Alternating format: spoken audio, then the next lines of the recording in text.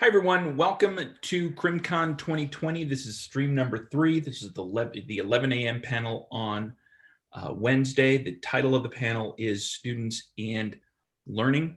My name is Jim McCafferty. I'll be the host. We have 4 panelists here, and we're going to go through them in the order that is listed in the program. Each panelist has 10 minutes to present their work.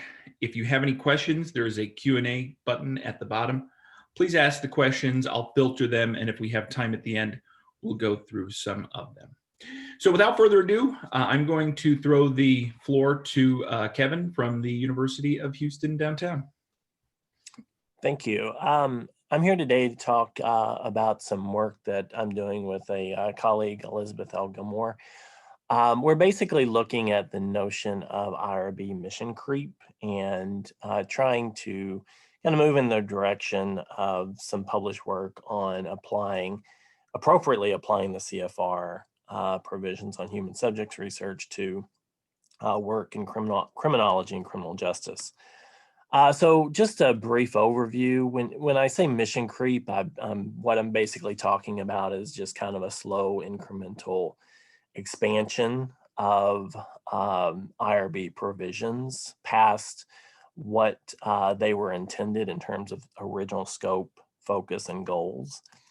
I want to be very, very clear here. I'm not suggesting in any way that all IRBs at all universities, at all institutions suffer from what we're calling mission creep here. Perhaps it's not even most, but it's at least some. And just in terms of our understanding, we suspect this plays out at institutions that are more geared toward teaching rather than research, and there's just some problems in terms of how IRB provisions are applied at these types of institutions. The initial objective of the 45 CFR 46, which is the federal regulations to kind of protect human subjects, was to do just that, protect human subjects from harm in the context of biomedical, behavioral, and social research. But we suspect that, and others have written about this, that universities' objectives have supplanted the original goal. For instance, we hear talk of broadly stated but abstract fears of legal liability, so we must be ultra cautious and perhaps expand IRB scope beyond what it is originally intended for. We've also experienced what we're calling bureaucratic kind of a universal approach to this rather than reasoned application of the provisions of the CFR.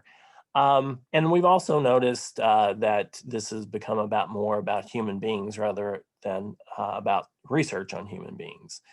Some specific concerns that we've come across over the years, kind of an ignoring of the CFR, this notion of who needs a CFR when we have common sense and we have the Belmont Report principles. When human subjects members are trained, they're trained broadly in the Belmont principles with little attention given to some of the more specific provisions of the CFR. The definition of research on human subjects is often not followed, and that's what this is all about. One example that I can bring to bear, I had some issues with IRB trying to tell me that I had to get approval to go into a public courtroom and make observations about things that were happening in a public space in a public building. And if you look at the definition of human subjects, you would see right away that that type of activity is not regulated by the CFR. The exempt research provisions are very often misconstrued. A recent example of this that I came across, for instance, a doctoral student gets approval at a university with an advisor to collect data, and the student gets a job at a second university and takes the de-identified data to analyze, and the IRB chair at the University too informs the faculty member now to run the project yet again through IRB to get exempt status, when in reality that provision in terms of getting exempt status is all predicated on the notion of you're using identifiable private information, which in this case, the individual was not using. Not allowing for informed consent waivers for internet surveys with no risk. We've run into this as well, which it's pretty clear in the CFR that you can get a waiver for informed consent in this context. Some IRBs that we've come across, have critiqued methodological or statistical approaches of the application, which are kind of beyond the scope. And then, one IRB that we're familiar with actually ran everything through full board review, regardless of the different, regardless of what was going on and what the person was doing, as a quote unquote training exercise for graduate students. This is misapplication of the CFR. So the current project, in terms of the objectives, first of all, and what I'm going to talk a little bit about today and show you part of the research today, or the part of the work today, we're trying to create a conceptual map of the provisions of the CIR related to inquiry activity that's informed not only by the definition of research and human subjects, but also accounts for methodological approaches in criminal justice and criminology. And I'll illustrate this as we move forward. We're also looking to start collecting these second two and three, we're getting to slowly. We're collecting data on how much and what percentage of published work required each level of review: no review, status, exempt status, full board. And we're also collecting some data on how knowledgeable members of the profession are in terms of applying the CFR to different research scenarios. As I suggested, 2 and 3 are ongoing, but we have created some conceptual mapping in terms of graphs to try to illustrate this. This right here is just the definitions of research in human subjects, and all of this project is predicated on that's the starting point. We must get IRBs there in terms of applying first and foremost those definitions, and this is straight out of the CFR. But the more conceptual mapping has to do with kind of identifying methods that are used, and then saying for primary data collection and secondary analysis, are these definitions of research and human subjects review actually met? The most recent version of the CFR kind of defines out a lot of things, including what you see on your screen. In terms of the conceptual mapping, this table is kind of the meat and bones of it, because this is where you come across the more interesting questions. And we are again kind of saying, okay, we have different methodologies that you see on the right, and then for primary data collection, and then for secondary analysis, we're basically saying, is this research, is this human subjects, and what are the implications in terms of whether IRB review is even needed? And I'll just do a for instance. I don't have the time to go through all of this. You look down the screen at interview of 2+ persons to generalize to uninterviewed others. Clearly, when you're doing primary data collection, research and human subjects definitions are met, IRB review is needed. But in the context of any secondary data analysis of this, clearly the definition of research is met, but whether the definition of human subjects is met is sort of up in the air, and it depends on whether the person who's using the secondary data set is using identifiers that are related to private information. Kevin, I'm sorry to interrupt. You have about 2 minutes to go. Okay, thank you. So we're just kind of mapping this out to try to kind of better understand through graphs and things of that nature, the provisions of CFR to hopefully serve as a guide to folks who need reference material. And then the last thing that I wanted to talk a little bit about, we're also looking to kind of put things together in terms of when full board review is needed versus exempt review. As I said, this is just conceptual mapping at this point. We hope to have data on the second two questions by June, July-ish to report out in other contexts. And I'll kind of stop there. Thank you, Kevin. I appreciate it. If you would unshare your screen. Absolutely. And we are going to invite Ismehen to present on her work here. Perfect. I will share my screen.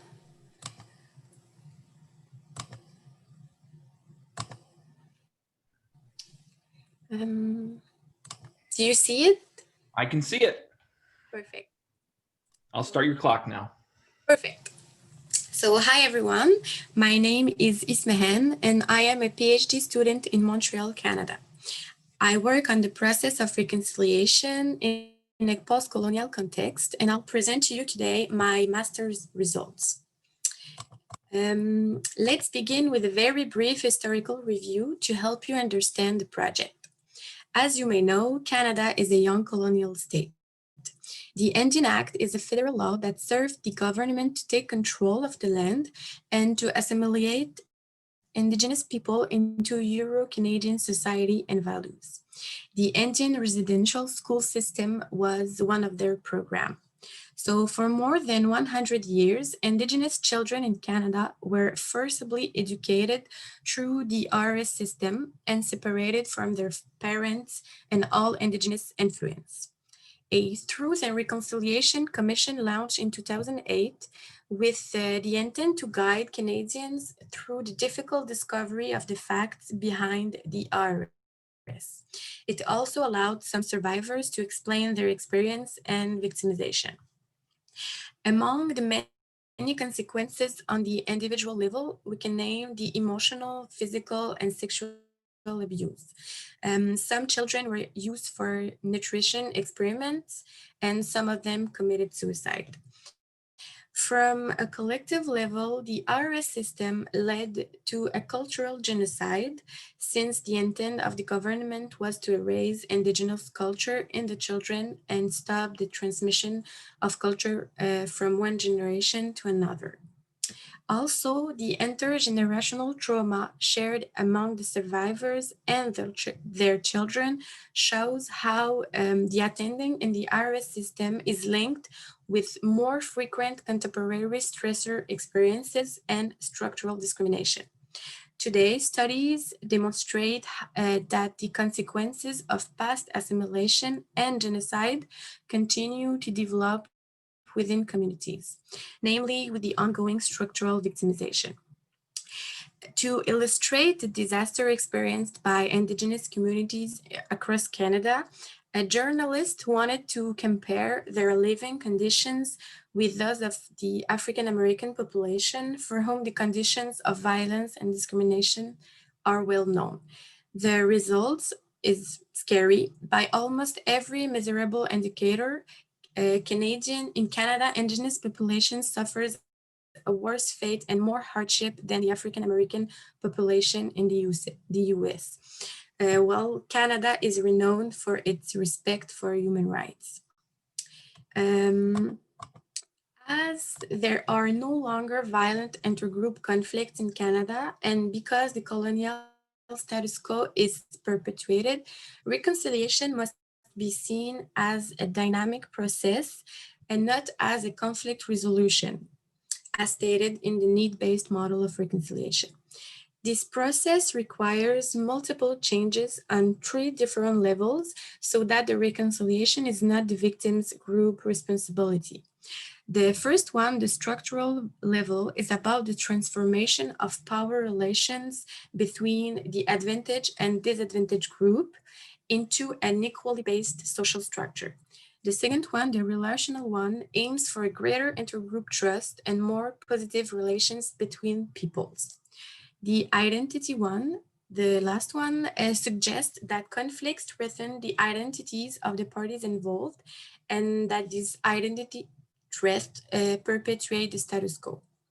Personally, as a non-Indigenous Canadian who benefits from the status quo, as well as a researcher, I thought I could work on the two micro levels where the relational and identity spheres are relevant. So the need-based model is a social psychology theoretical frame that considers both antagonist groups as active actors of social change.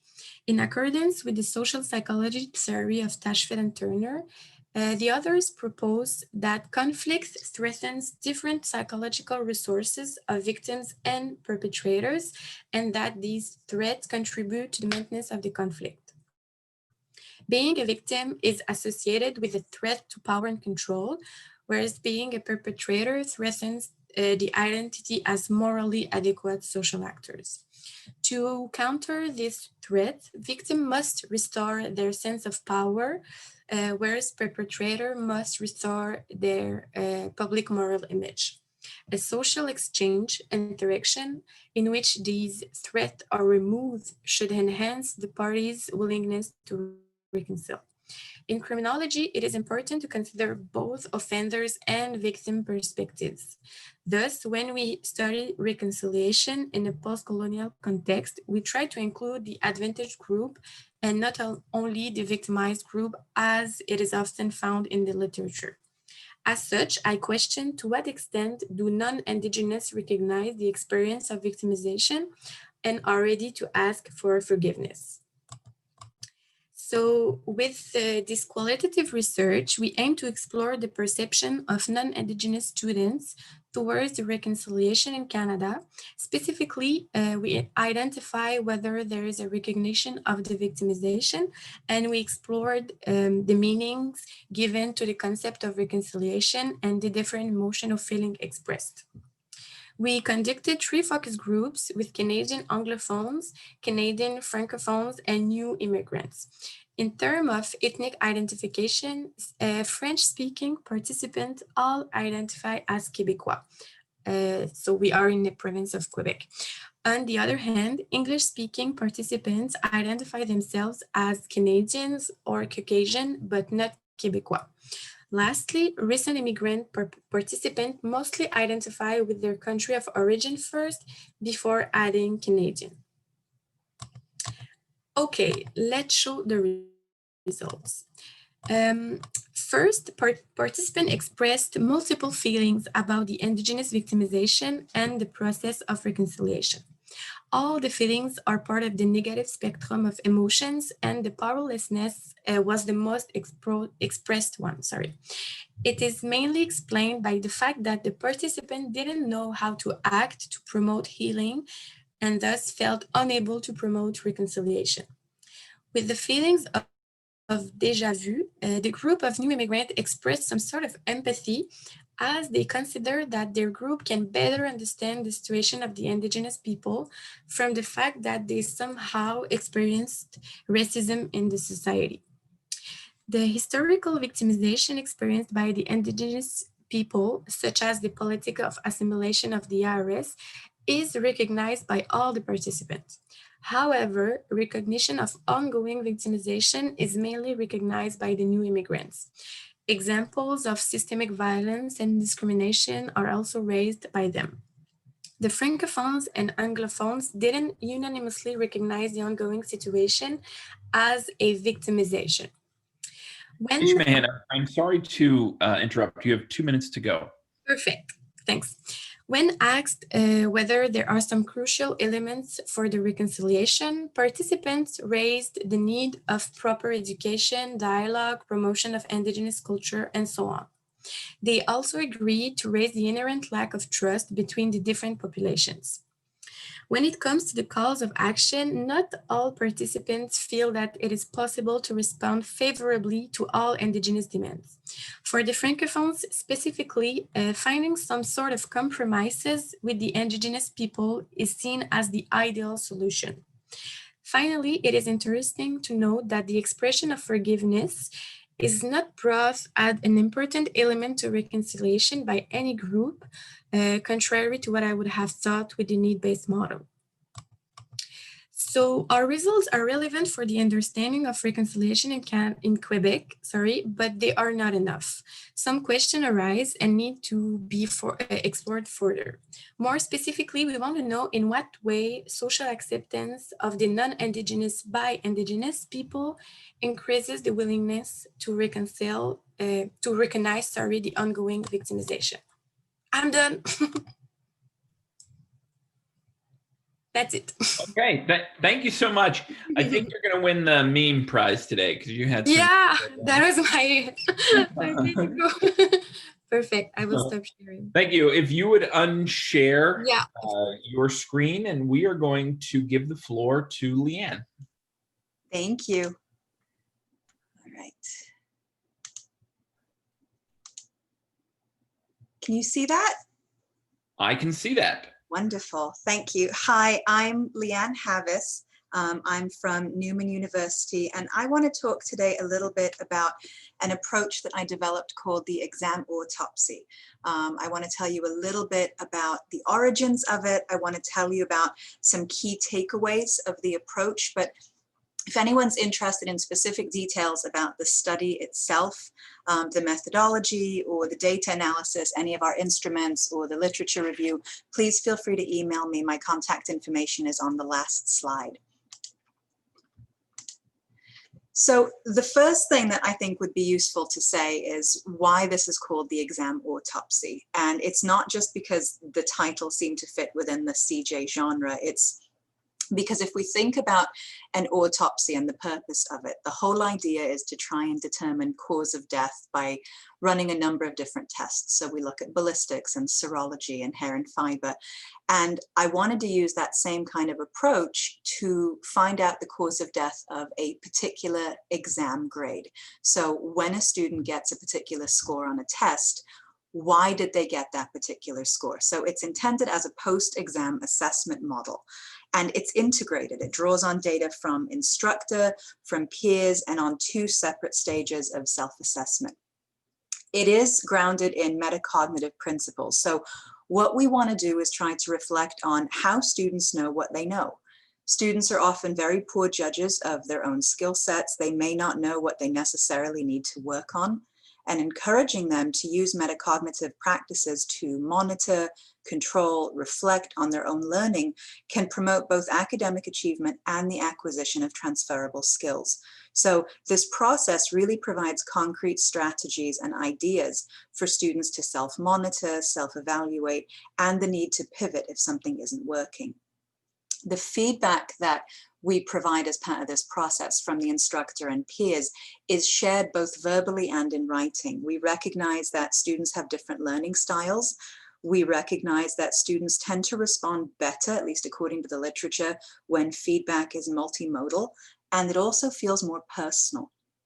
There was a pilot study that I conducted back in 2016, 2017, and it did find that there were improved test scores. Students that participated in this exam autopsy process tended to do better than control groups that either did not use any kind of intervention or that used a kind of standard exam wrapper. So again, if you have any questions about this process or about any of the worksheets, if you'd like any of the materials, please feel free to reach out to me. But when I tweaked the original exam autopsy process to what I've called EA 2.0, the focus shifted to the writing process. I was interested in trying to improve student writing between either two essay exams or two drafts of a written assignment. And so the prompts and the questions on these 4 different worksheets were revised to account for this focus on the writing process. So step 1 is the preliminary self-assessment. As far as the timing, what happens with the step 1 process is that as soon as students get back their exam or their written assignment and they see their grade, we go ahead and begin with step 1. And students are given specific prompts to reflect on their performance and on their study strategies. How did they study? How long did they study for? What did they do? Did the grade that they got equate to what they thought they were going to get. How did they feel about the grade that they got? Were they relieved? Were they disappointed? And so on. Step 2 involves peer assessment. And before the peer assessment began in earnest, faculty made sure that they provided training for their students about what peer feedback looks like. So we talked about things like making sure that you limited the number of comments to 3 so that the evaluee was not overwhelmed, making sure that you started off with something positive to set the tone as constructive, making sure that you took a more global, holistic approach as opposed to getting bogged down in sentence level copy editing types of things.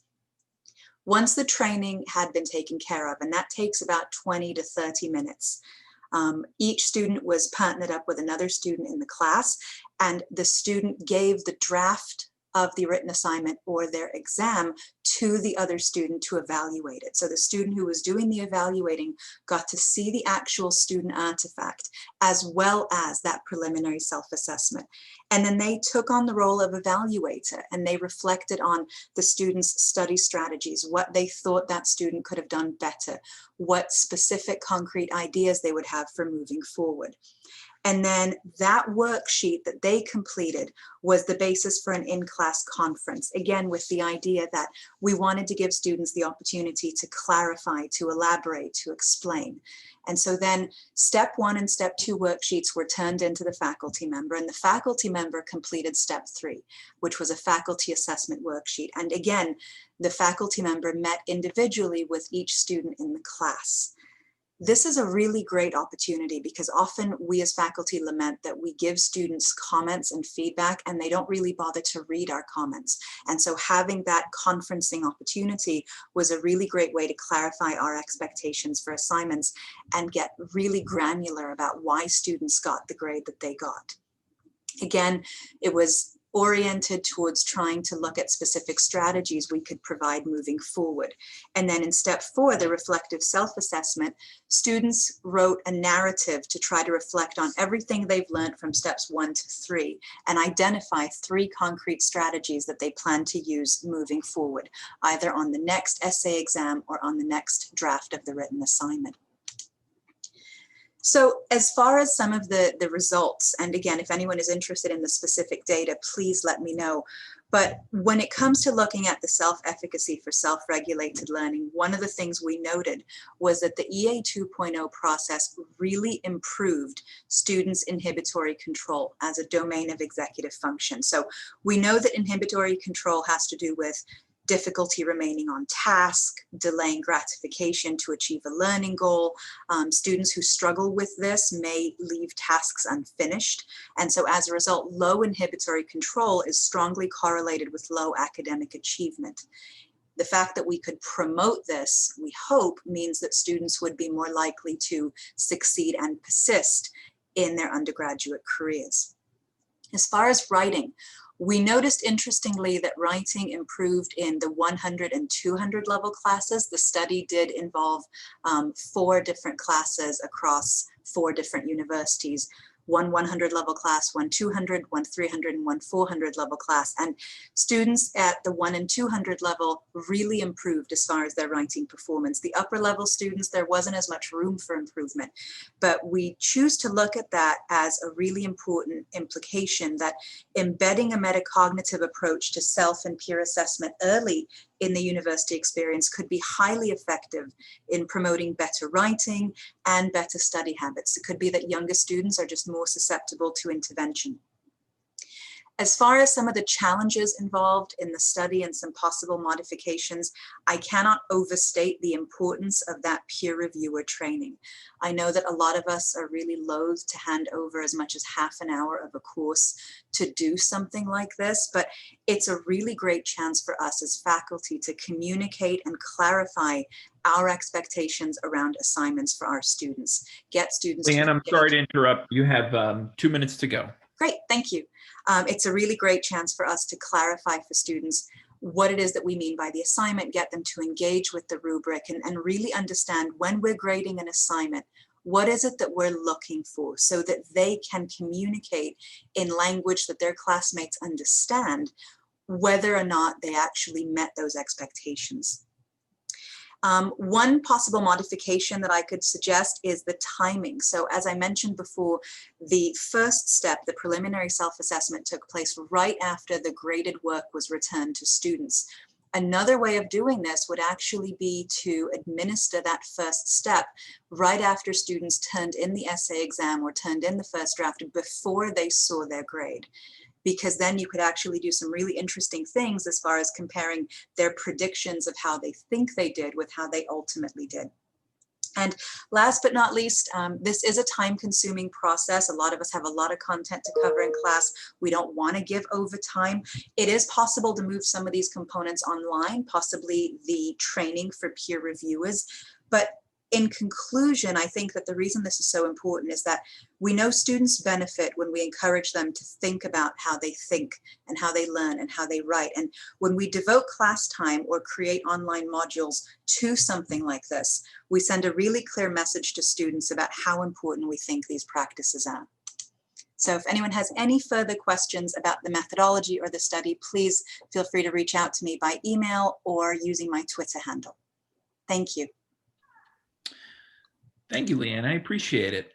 If you would unshare your screen, we're going to invite Bobbie Ticknor to the floor. And before Bobbie starts, I'd just say we will have a couple of minutes for Q&A. We already have one question lined up.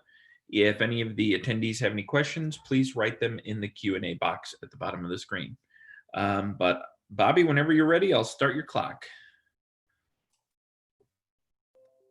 All right, everyone can see this? We can see it. Perfect. So my research is probably a little, I think a lot of people think it's a little unique. I think it's particularly innovative, but I'm Dr. Bobbie Ticknor. I'm an associate professor at Valdosta State University here in southern Georgia, about 15 miles away from the Florida border.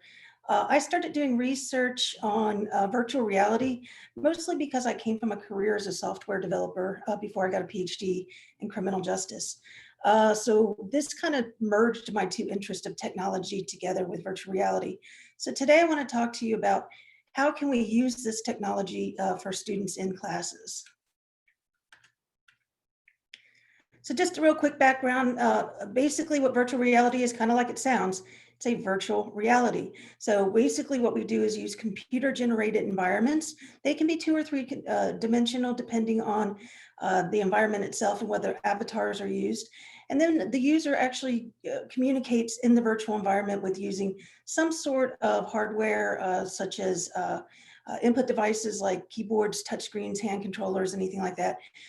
The actual simulation of the environment can be done on a phone, a tablet, projectors, desktop computers, whatever the case may be. I use head-mounted displays. These are actually devices that you put on your head and observe the virtual world in those devices. So I got kind of interested in this when thinking about what I'm using it for originally, which was correctional rehabilitation. So I actually have used this to go out and do cognitive behavioral therapy with inmates, both in juvenile residential facilities and adult prisons. And there we do things like role modeling and role play. And I can actually take them and teleport them out to different environments so they can practice the skills that they're learning. So I started to think about this in terms of why just limit ourselves to there?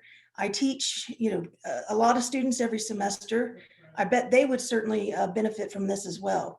So I talked to some law enforcement people and they said, oh, this would be great because we spend thousands of dollars sending recruits off to get trained and then they realize they don't actually want to be an officer.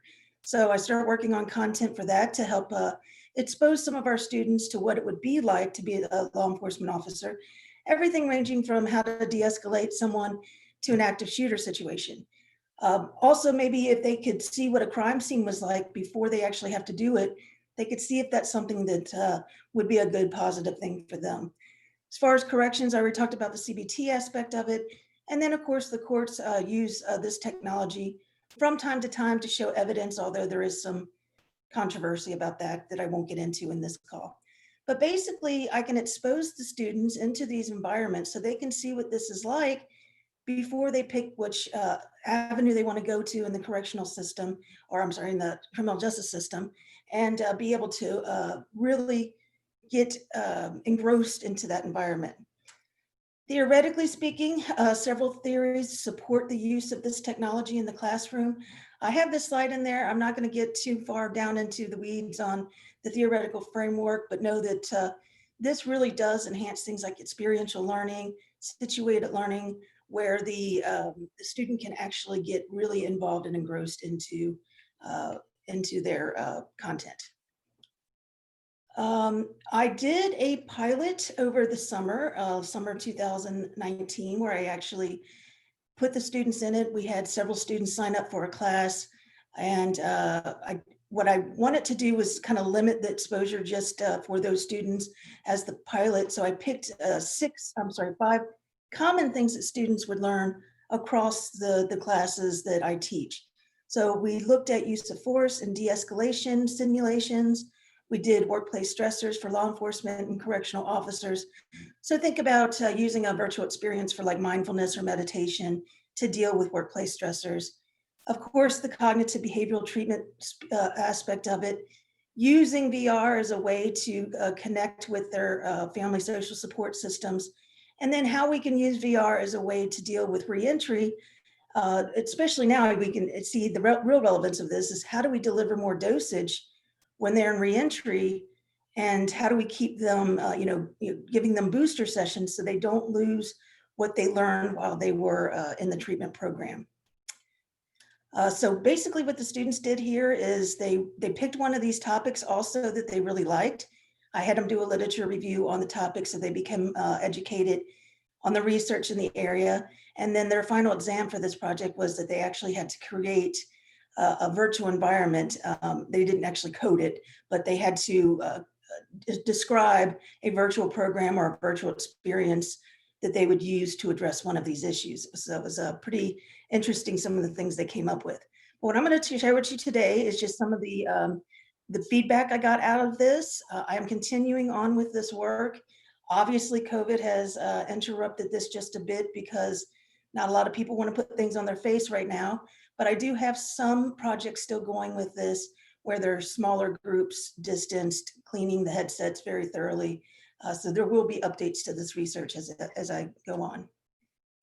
So as I said before, the students were a part of the class, but I also had them do surveys. After every experience that they had, they went in and filled out a survey. The pre-survey, of course, was what kind of uses have they had in technology? So, everyone uses a telephone. They probably have a tablet. They probably do a laptop. A couple of them were gamers, but not really virtual reality. It was more like a PlayStation kind of thing. So I wanted to understand what kind of uses they had previously with any kind of tech game to kind of a gamification model. I also asked them if there was any problems during the simulation, just so that would put things in context if there were some differing perspectives on the actual experience. I also asked them what their opinions were on the actual content, what they thought about it in terms of did they feel it was helpful? Did they feel that it enhanced their learning? Did it help them understand the concepts a little bit better? And then I asked about their willingness to actually use this again as a tool for learning. And then I left kind of an open comments area for them to share anything that they wanted.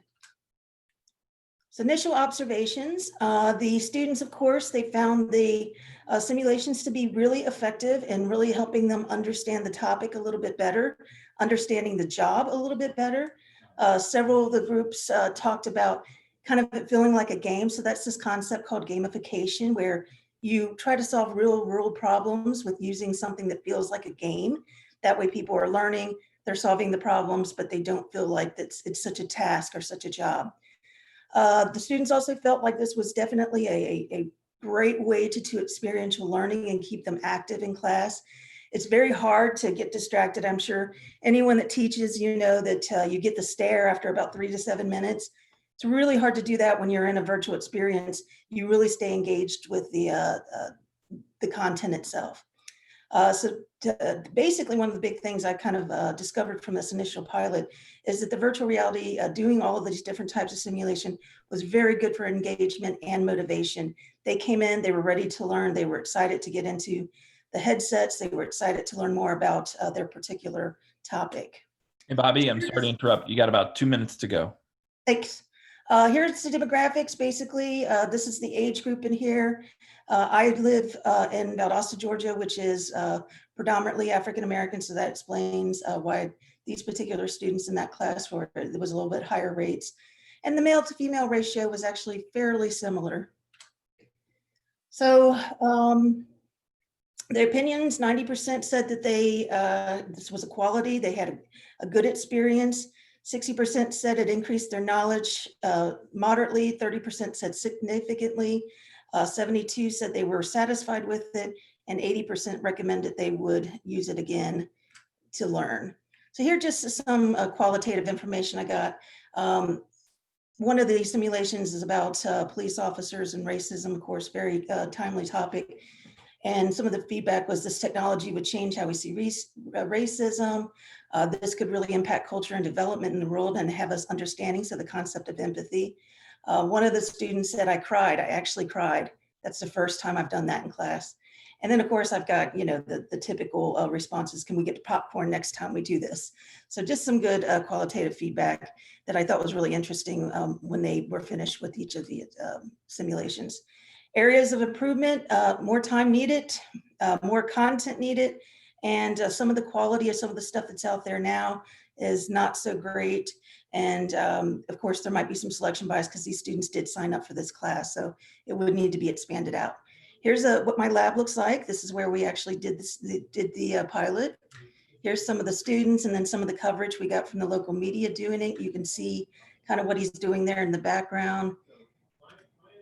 There's some of the simulation itself. I have about 50 different types of headsets, so we're very well stocked with the technology. All right, so if you need to have any questions or want to learn how to set this up at your school, please contact me again, Bobbie Ticknor, Ticknor, Valdosta State University. I'm happy to post a phone number, email. I'm also on Twitter and Facebook. Thank you. Thanks, Bobbie. Okay, so we have a couple of minutes for questions, and I have one in here, and it is for Ismehen, if she'd like to unmute herself. The question is, what approach would work best to involve more of the francophones in the process of reconciliation? I believe I'm reading that right. I think we have to note first that defensive attitudes can interfere with the recognition of the current situation and thus limit the expression of pro-social feelings. The vast majority of the francophones participants said they identified with the Quebec nation, and as the role of Quebec in the assimilation of colonization of Indigenous people may be ambiguous, because as you know, Quebecers also have experienced victimization from English persecution. Perhaps recognizing their own victimization would be a way to overcome the defensive attitude. So I think it could be a way by recognizing that they also have been victims of the colonial persecutions. Okay, thank you so much. I don't see any other questions here, so I'd like to just take a moment to thank all of the panelists today. It was interesting to get to hear some of all of your work. Oh, I do have one more question here. This is for you, Bobbie. Okay, you ready? I'm ready. Do you have any police services or departments currently utilizing this software, and can you provide any examples? So I don't have officers using my software. I use a lot of 360 immersive videos. I do have officers using, in my community, using VR as a form of use of force, dealing with use of force training. They use various different systems. There's FAT systems. There's all kinds of different things you can use. There is a company I work with, though, that has the software. It's called Nsensa. Nsensa. They have a lot of different experiences already done. So what we do is we usually partner up. I'll offer the curriculum. I'll write that because that's where my specialty is. And that company will provide the actual simulations. If I'm doing research, because I have the background in development, I can do some of that on my own, but it is quite expensive to set up a system like this. So why reuse, why not reuse what's already out there? Okay, all right. Thank you, Bobbie. Now, there was an anonymous comment from somebody that it may be one of our panelists' birthdays, but I wouldn't want to, unless that person wants to identify themselves. That was me. Okay, It is my happy birthday. Leanne. Thank you very much. What a way to spend a birthday, huh? There's nowhere I'd rather be than CrimCon. All right, we like to hear that. So look, thank you everybody for your time. Thank you to the attendees for coming. Thank you for the panelists. I really enjoyed hearing your work. I hope you've enjoyed, your experience with CrimCon. Particularly, CrimCon is really only like 3 hours old at this point. So it's gotten off to a really, really nice start, and I appreciate everybody participating and attending. Just some housekeeping stuff quickly. I'm going to be ending this session here, and everybody's going to be kicked out of this Zoom. I'm going to restart at 11:55 for the panelists. We'll be in a preview mode with the panelists, and then if you want to attend this, we'll start broadcasting again in about 14 minutes. So thank you to everybody. I hope you have a nice day. I hope everybody's staying safe, and happy birthday, Leanne. And I will talk to everybody soon. Thank you, Jim. Take care. Bye-bye.